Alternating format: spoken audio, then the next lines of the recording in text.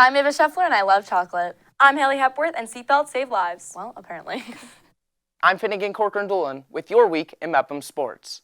I'm Sid and I've got your What Is That? I'm Jetstream Joe and I've got your week in weather. I'm Riley Freed with this week's Around Campus.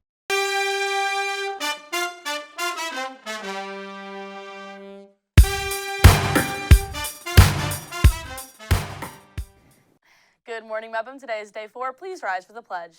I pledge allegiance to the flag of the United States of America and to the republic for which it stands, one nation, under God, indivisible, with liberty and justice for all.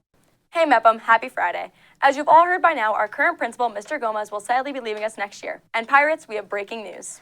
Yes, Haley, our new principal for the 2022-2023 school year will be Mr. Anthony DeMartinez from Calhoun High School. While Mr. Gomez takes on his new role in the district, Mr. DeMartinez will step in as our very own principal. Congratulations to both Mr. Gomez and Mr. DeMartinez on both of their promotions. For more on Mr. Gomez's new role in the district, Riley Freed got the chance to sit down with him in this week's Around Campus.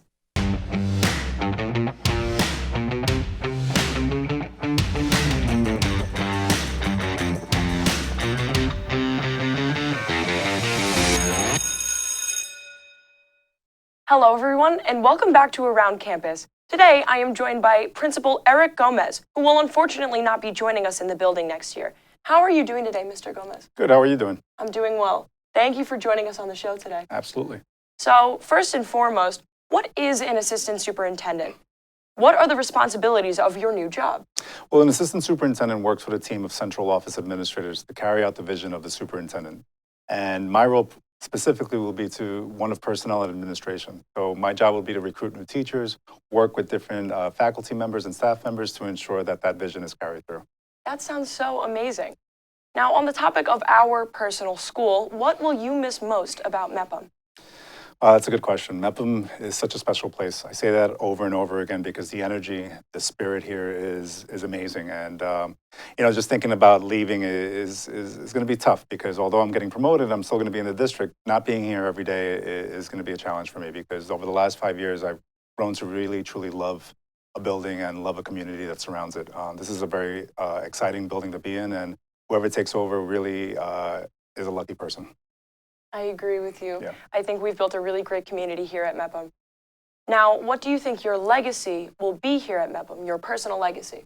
I think over the last 5 years, my vision in this building has been to maintain a positive outlook, to ensure positive outcomes. So a sense of positivity among staff members, students, et cetera, to ensure that that vision is carried through was very important to me. So I think that is, if you want to talk about leaving a mark, that would be the mark that I left in this building because, like I said before, we're a special place and that doesn't happen overnight. That happens with strong leadership and a good positive attitude overall. Absolutely. I think you have definitely accomplished that goal as well. I think that has really shown through here at Mepham. And finally, what are you most excited about for your new position? What do you hope to accomplish? I think one of the things that I'm really excited about is the fact that I'll be visiting different buildings. I started off at Grand Avenue 11 years ago, then worked at Calhoun and worked here. So I know 3 buildings really well. So I'm excited to learn more about Merrick Avenue and Kennedy High School as well, and want to get to know people there more and see what really makes those buildings truly special. Because every building has a special element to it, and I want to see how I could contribute to that. Absolutely. Well, thank you so much for joining us today. Thank you. Yeah. I'm Riley Freed. Back to you guys in the studio. Thanks, Riley. What's also new to Mepham is the BMB students have begun selling chocolate bars in order to raise money for our trip to Long Beach, California in March of 2023 to compete in the annual STN convention. In March of 2020, BMB was hours away from boarding a plane to Washington, D.C. to take us to our first ever STN convention. However, the world decided to get in our way. Therefore, we made the decision to attend this year's convention virtually due to COVID concerns and compete for the crown in multiple competitions. Now, with the relaxation of the mask mandate and potentially better news on the horizon, we have started making plans to attend the 2023 STN convention in person in Long Beach, California. But Mepham, we definitely can't raise $36,000 by ourselves. We need your help in raising the money to help BMB go to California and bring home some hardware. In addition to selling chocolate, BMB will be holding a fundraiser at Smashburger next Wednesday, April 13th from 11 a.m. to 9 p.m. Just simply tell the cashier you're there to support BMB and ta-da! You have helped us raise more money for our trip. Haley, eating burgers and chocolate is fun, but you know what else tastes delicious? More burgers at Smashburger on Wednesday, April 13th from 11 a.m. to 9 p.m. No. Ukrainian candies. Senior Victoria Konig's Ukrainian Goods Drive ends next Monday. Please send in your last donations to help Victoria by doing everything possible to help those affected by conflict. Up until Monday, first comes the weekend. What does that mean? The days Saturday and Sunday do exist, but I bet you don't know what Palm Sunday is. Here's Sid Elisetti with this week's What Is That? Let's find out.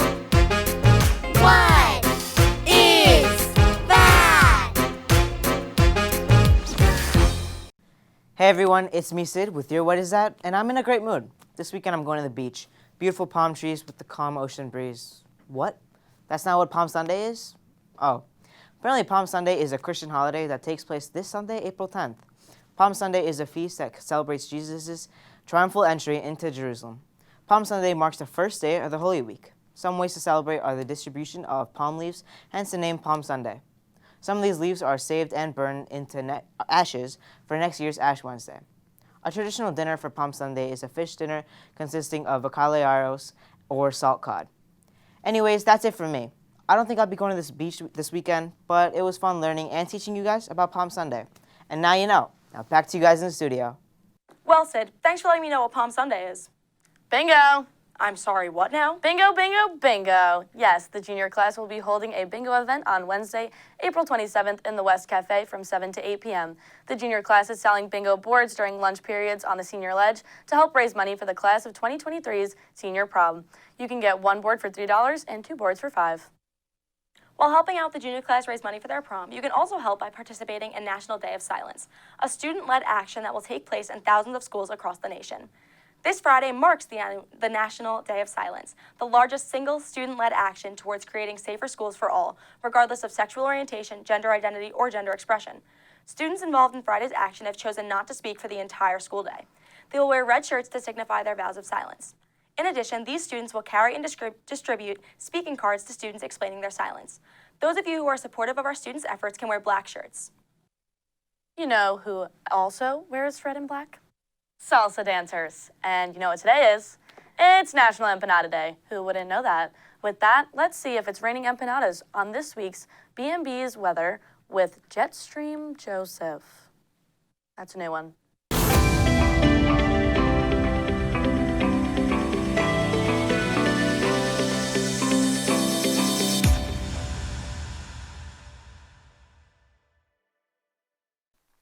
Hi, I'm Jetstream Joe, and I will be summing in for Charles today due to Charles being busy in the studio. A little bird from Mexico told me that it was National Empanada Day, and that means I'm going to do a little bit of the salsa.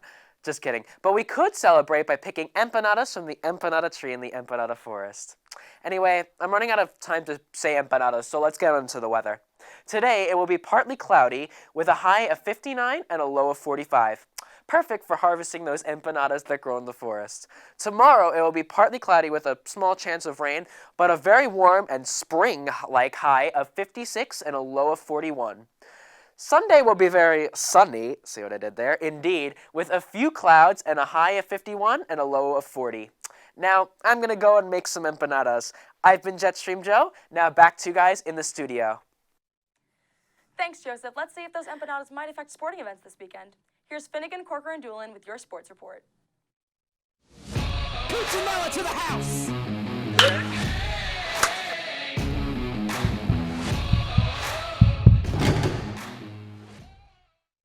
Hi, I'm Finnegan, Corker, and Doolin with your week in Mepham sports.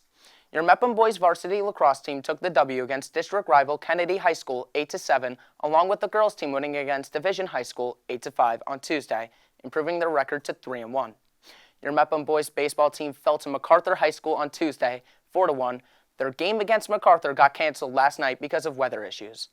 Your Mepham Lady Pirates softball team clinched a close win at home against Division 2-1 on Tuesday. Their game got canceled as well last night, but the girls will play again this Saturday at East Meadow, so come and support. Coming up this week in Mepham sports, the Mepham girls lacrosse team will be looking for a win today against Oceanside, while the boys will also be on the road today to take on Jericho. Tomorrow, the track and field team will take action as they attend the annual Nassau Coaches Meet at Cold Spring Harbor. Lastly, we can't forget about March Madness, as the Kansas Jayhawks defeated the North Carolina Tar Heels in a 16-point comeback. That will never be forgotten. This has been Finnegan Corcoran-Doolin with your week in Mepham Sports. Now back to you in the studio. Wow, it's great to see the Kansas Jayhawks write their name in the history books. You can also write at the National Poetry Month Elite event. Come create your very own library card poem on April 11th, right after school in the library. The library, a place where English students love to excel their knowledge. And some students, Haley, will be inducted into the National English Honor Society next Tuesday. Liam Osborne has more from the auditorium. I'm Liam Osborne here in the Mepham Auditorium, where the English Honor Society just finished rehearsing for their induction ceremony next Tuesday. These kids have worked incredibly hard to earn their admission, having achieved at least an 85 grade point average, as well as an 85 in English. Additionally, students must have submitted 3 writing contest entries, as well as having attended the annual author visits at Mepham. Congratulations to all of the inductees. That's it for me. Now back to you guys in the studio. Thanks, Liam. Now for today's quote. If you are tired, learn to rest, not quit. These have been the BMB morning announcements for Friday, April 8th. Have a great day, Mepham. I feel like I say that all the time. You do. It's part of the script.